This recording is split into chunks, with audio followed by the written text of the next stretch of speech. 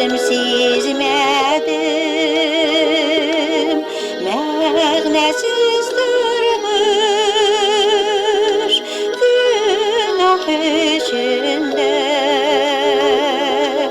Uttu günlerim, özüm sizmedim, min bilmegenmin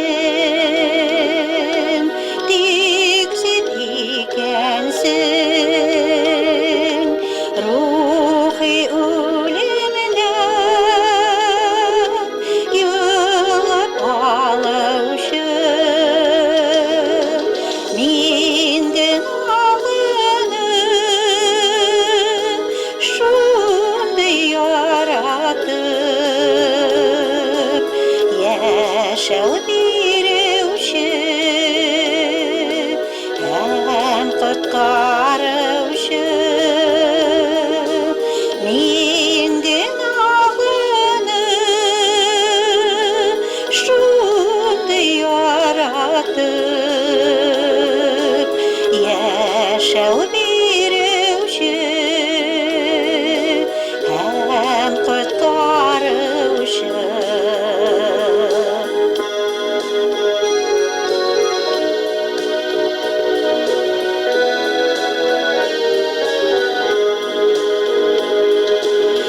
Rahmetli Allah'ım, şefkatli Allah'ım,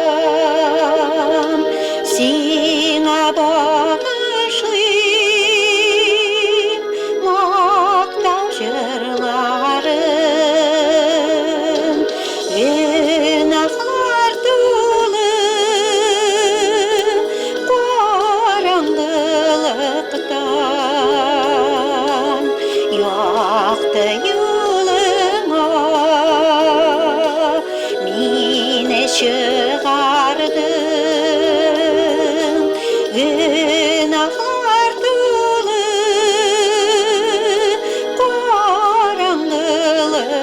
karanlıktan yaktı